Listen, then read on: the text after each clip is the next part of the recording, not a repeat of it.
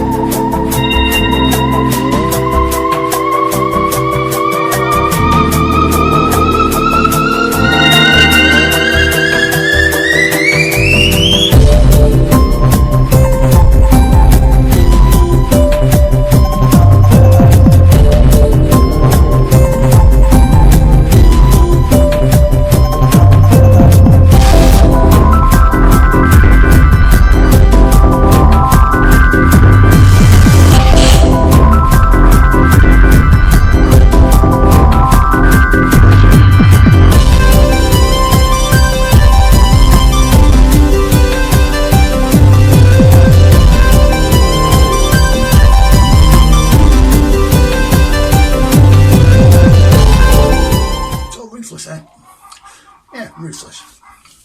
Now back, this word is very, very old. Very, very, very old indeed.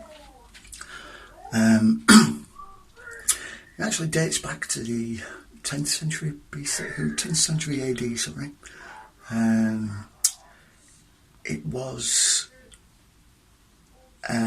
during the time when the Romans were trying to take over the Cathar region of France. Now, I don't know if anyone's aware of who the Cathars were, or why they died out, or rather got slaughtered. And where it is in France, the bottom section of France, the very southern part of France, is Catalonia. It's part of Catalonia, and so it's the top part of Spain, northern part of Spain. Now, if you go to the east, around this side, it's just in the top corner of France near Germany, is where the Cathar region was. Now, the Cathars had a very strange system of government, and a very strange system of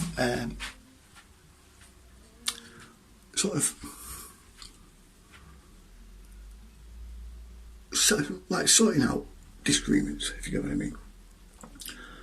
This task was laid out to a man whose title was a Ray Youth. Now his job was very important. He had to listen to both sides of the argument, including from the king, and take whichever side he wanted. They were also very good at military tactics a lot of the time, and they were normally the chief sort of general of the Cathar army. Now, I think it was Marcus Aurelius, I think, in the 10th century, he was making a sort of good headway, you know, up France again, up through Gaul and heading towards the Cathars. And I think he was defeated three times, right, on the borders of the Cathar sort of region. This is how good they were, you see. Now, the thing is with the Cathars, they had a very sort of regimented and, what's the word? Basically, their commander was their brain at the end of the day. They were unthinking. A bit like the gerbils these days. Now, what Marcus Aurelius did was he found some slightly less moral Cathars and persuaded them to start rumours about the Cathars' Ray Youth, and start saying that maybe he has a little bit too much power over the king. And this went on for a few weeks, and eventually they started to believe that, yeah, maybe he does. Started to think about the relationship with their government and the way that things are done. And so, after a few weeks, they took out their youth and killed him, beheaded him, and that was it. The very next day, Marcus Aurelius came to the same Cathar border and found a bunch of soldiers who suddenly stood up and didn't know what to do. Ran home. Well, some of them ran home, some of them just ran in all directions. And they got a pretty easy time marching through the first southern part of the Cathar region. And so the king got wind of what was going on and decided to send all his men out. And of course, when he sent his men out, they didn't know what to do. They had no reuse to lead them, to tell them what to do, tell them how to act. So they were running around in circles all over the place, just chaotic all over. Had no clue what they were going to do with it, like to attack Marcus Aurelius, and he wiped them out. He absolutely pasted them. But one thing he did ask was, why are all these their men just like chaotic, so chaotic? He said it's because they have lost their youth. They are youthless. You see, now over time, that has changed in the English language and shortened as words normally do to ruthless.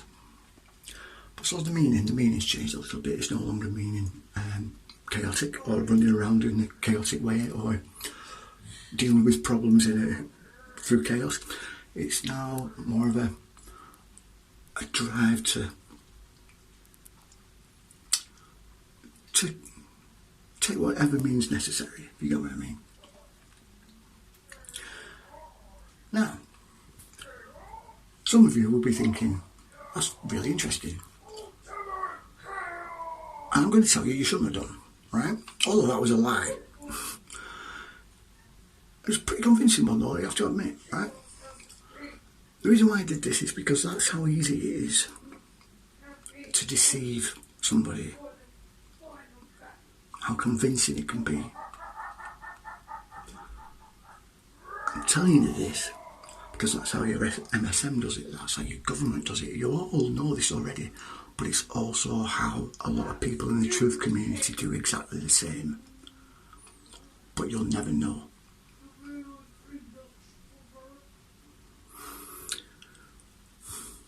Be careful what you listen to and what information you share. Because even though it may sound absolutely convincing and have so-called experts, none of it is real. And it'll only come back to bite you in the arse. I'm specifically talking about the graphene argument. There's a video, a link to a video on my page that is to do with nanobots. And it tells you exactly what you need to know about graphene and why the graphene idea doesn't work. I've also seen a BitChute video today that I was quite impressed about. It actually comes from the horse's mouth. They don't need graphene. They've had liquid crystal for fucking decades. It's magnetite. I've told you so many times. Get a grip. That woman that's been paraded on Stupid or whatever it's called, she's a sales rep. She owns a company that's a sales rep company for pharmaceutical products. That's it. I'll post a LinkedIn page at the end of this and you'll see what I mean. She's not who she says she is. Learn to sift through the bullshit. It takes a lot, but you need to do it fast these days.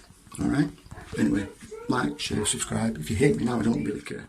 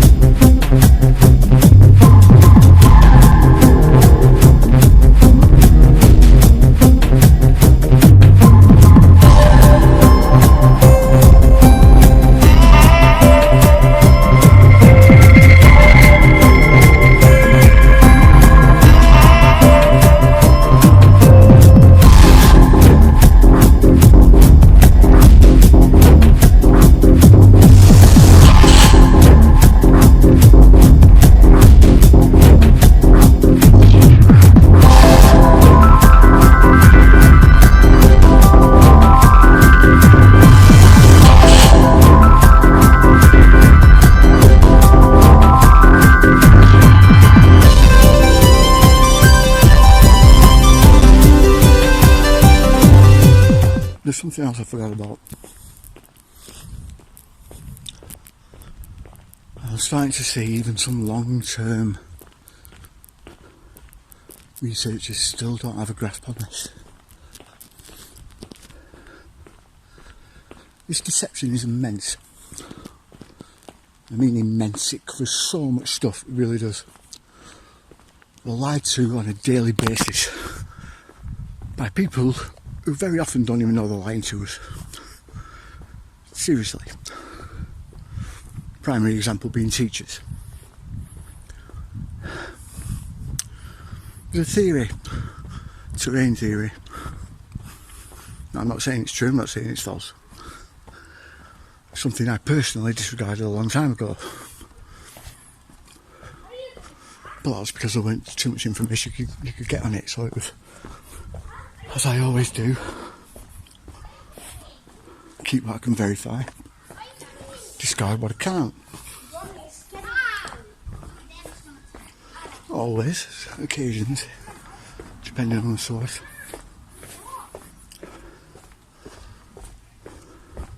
Now I got that from a very trusted source. Met him twice. Both times we spoke for fucking hours. First time we were in Canada, 2003.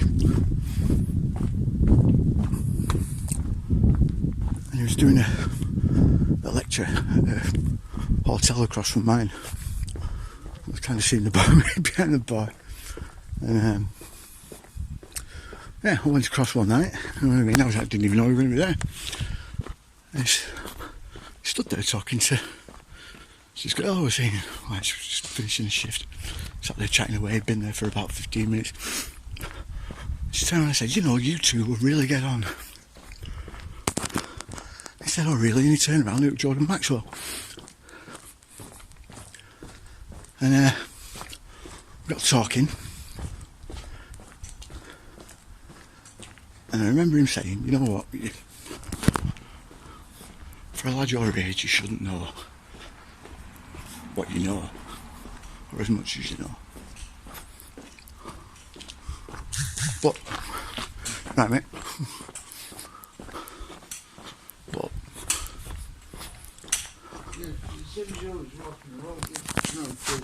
alright mate, you see it was Jordan that made me the best, some of the best advice I've ever had.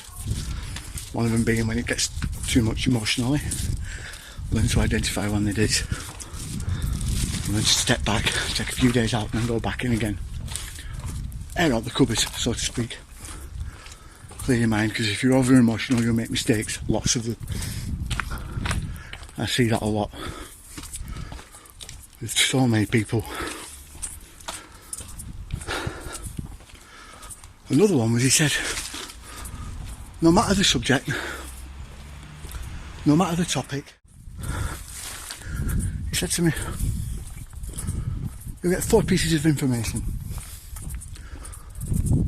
And he said they'll all tie together. 3 of those bits of information will be truth. 1 of them will be a lie. And someone you know will say they're a shill. Do you ignore what they say, knowing that 3 of those answers are truthful and only 1 is a lie?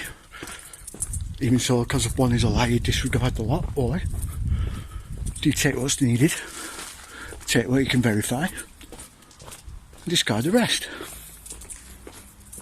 To me it seemed obvious. It don't seem like that with some people. That has stood me in good stead, it really has.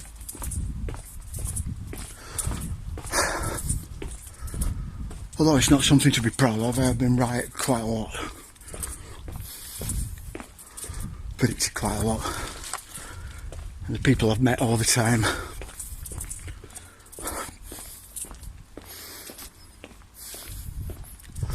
Things like terrain theory, I don't know. Tartaria, definitely a lie. That is a deep-rooted tie-up like flat Earth. Also a lie.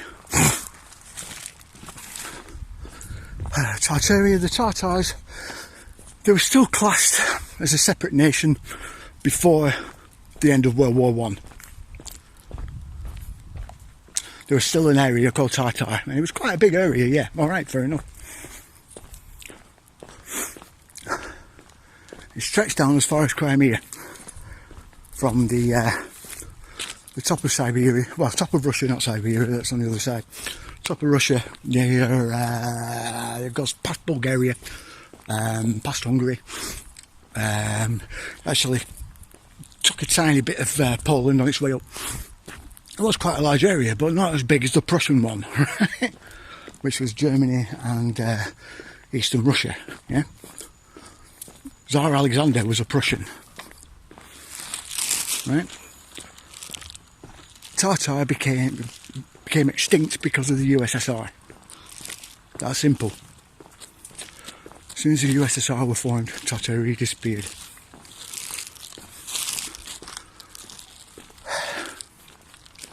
Even though someone's a shill, don't disregard everything they say.